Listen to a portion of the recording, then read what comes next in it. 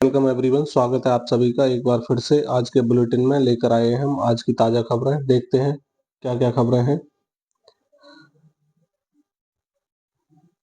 सैनी ही हरियाणा के सीएम, पंचकुला में बीजेपी विधायक दल की मीटिंग में प्रस्ताव सर्वसम्मति से पारित हो चुका है। आज लेंगे शपथ, दूसरी बार नायब सिंह सैनी संभालेंगे हरियाणा के मुख्यमंत्री पद की शपथ। तो आज के लिए जीके का क्वेश्चन बनता है। उमर अब्दुल्ला जम्मू कश्मीर यूटी के पहले सीएम साबित हो गए हैं। काली शेरवानी में खूब जचे उमर, इन्होंने काली शेरवानी कल पहनी थी।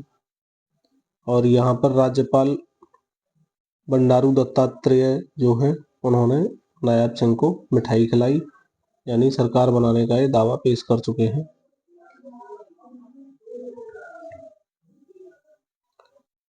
किसानों कर्मियों पर कर्म करने की बात आ रही है। कैबिनेट का फैसला हुआ है। केंद्रीय कर्मचारियों का डीए और रबी की फसलों की एमएसपी बढ़ी। रबी फसलों के न्यूनतम समर्थन मूल्य में वृद्धि से किसानों का जीवन और आसान होगा। मैं अपने किसान भाई बहनों के कल्याण के लिए निरंतर बड़े फैसले ले रहा हूं। इसी दिशा में 2025-26 के लिए गेहूं और चना सहित अनिवार्य रबी फसलों का एमएसपी बढ़ाया गया है। गेहूं पहले 2275 था, अब जो रहेगा 2425 रुपये रहेगा पर क्विंटल के हिसाब से। सरसों का भी रेट दिख रहा होगा आपको। आगे देखते हैं।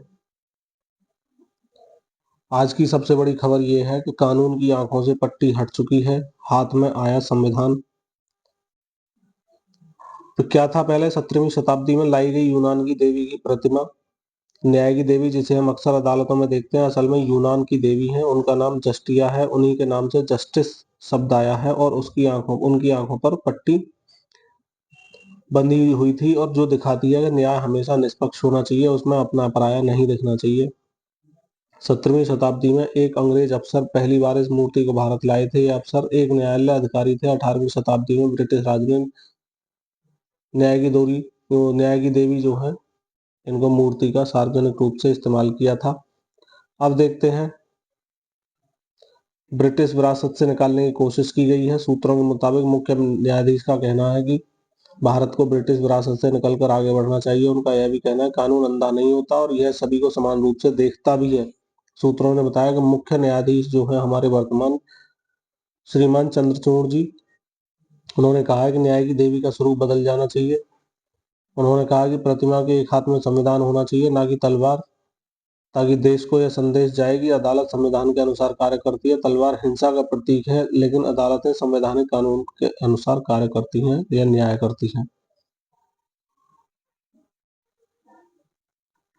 आगे है प्रतियोगिता परीक्षाओं की जो तैयारी करने वाले छात्र हैं, जो रोजगार की तलाश में है, उनके लिए लेखपाल भर्ती में बौनापन के शिकार युवाओं को भी आरक्षण मिलेगा। मौजूदा समय में लेखपालों की काफी कमी है। अधीनस्थ सेवा चयन आयोग द्वारा इसी साल 8085 लेखपाल पदों पर भर्ती प्रक्रिया पूरी की गई है। इसके बाद भी कमी की वजह से एक एक लेखपाल के पास कई कई क्षेत्र आ रहे हैं। इसलिए शासन चाहता है लेखपाल के रिक्त पदों पर जल्दी से जल्दी भर्ती प्रक्रिया पूरी की जाए और इसमें आरक्षण में बौनापन के शिकार लोगों को भी शामिल किया गया है। राजस्व परिषद ने लेखपाल के 4700 पदों पर भर्ती का प्रस्ताव अधीनस्थ सेवा चयन आयोग को भेजा था, जिसमें दिव्यांगजन की 4 श्रेणियां शामिल की गई हैं।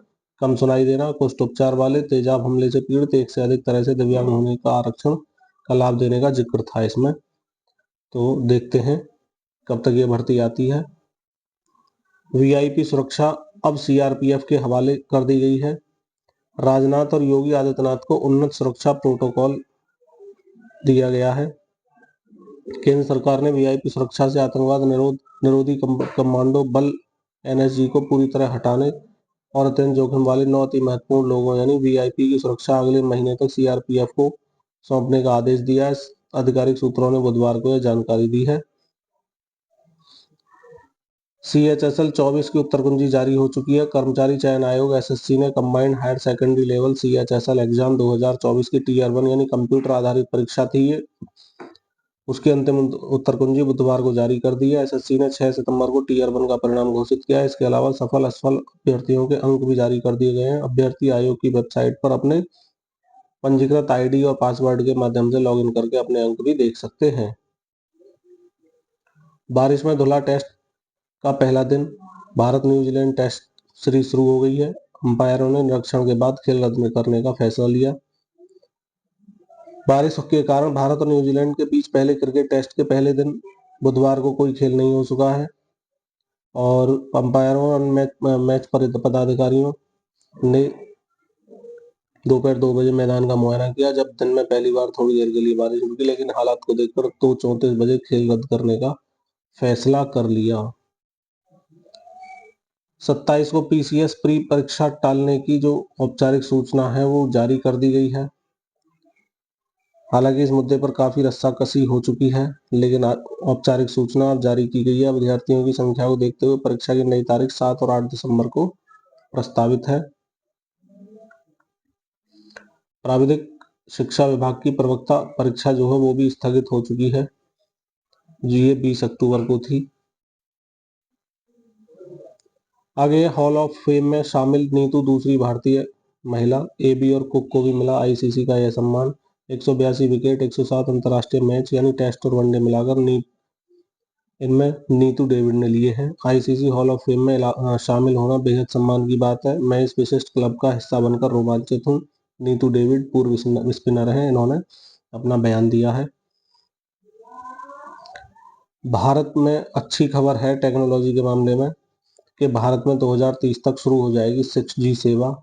हालांकि अभी 4G भी कई जगह अच्छी नहीं मिल पा रही है। संचार मंत्री ज्योतिरादित्य सिंधिया ने कहा है कि सभी को सस्ते दाम पर 6G सेवा उपलब्ध कराना ही हमारा लक्ष्य है। मखाने की खेती पर किसानों को मिलेगा 50% अनुदान। अगर आप भी खेती बाड़ी करते हैं, किसान हैं, तो मखाने की खेती कहीं ना कहीं लाभप्रद हो सकती है। योगी सरकार की एक नई योजना है जिसमें उन्होंने बताया कि प्रति हेक्टेयर 40,000 रुपए का अनुदान दिया जाएगा। फिलहाल यह योजना लखनऊ समेत राज्य के 18 जिलों में लागू होगी। 18 जिले ये हैं आपके सामने। मतदाता सूची में आज तक जुड़ेगा नाम, कल से नामांकन है। फूलपुर विधानसभा उपचुनाव में पर्चा दाखिल करने के लिए जिलाधिकारी न्यायालय में की जा रही तैयारी। आज की जाएगी बैरिकेडिंग। इंस्पायर अवार्ड मानक योजना में यूपी सबसे आगे रहा है। देश के 50 जिलों में यूपी के 12 जनपद शामिल किए गए हैं। 2 लाख से ज्यादा नामांकन कराकर यूपी ने पहला स्थान हासिल किया। 6 से 10वीं कक्षा तक छात्रों को प्रोत्साहित करने की योजना है ये। यूपी ने इंस्पायर अवार्ड मानक योजना के तहत एक और कीर्तिमान स्थापित किया है। देश में सर्वाधिक 2.10 लाख नामांकन कराकर यूपी ने पहला स्थान प्राप्त किया है। केंद्र सरकार की योजना है। इसके अंतर्गत विज्ञान और प्रौद्योगिकी मंत्रालय द्वारा संचालित इस योजना का उद्देश्य कक्षा 6 से 10 के छात्रों में नवाचार और रचनात्मक सोच को प्रोत्साहित करना है। इस वर्ष का ऑनलाइन नामांकन 1 जुलाई से 15 अक्टूबर तक चलाया गया था। इसी के साथ आज की खबरें यहीं समाप्त होती हैं। मैं विपिन शर्मा लेता हूं आपसे विदा। मिलते हैं कल नई खबरों के साथ। इसी के साथ जय हिंद, जय भारत। रुकिए, आपने अभी तक वीडियो को लाइक नहीं किया तो कर लें, चैनल सब्सक्राइब कर लें, शेयर कर दें सभी के साथ। मिलते रहेंगे इसी तरह से।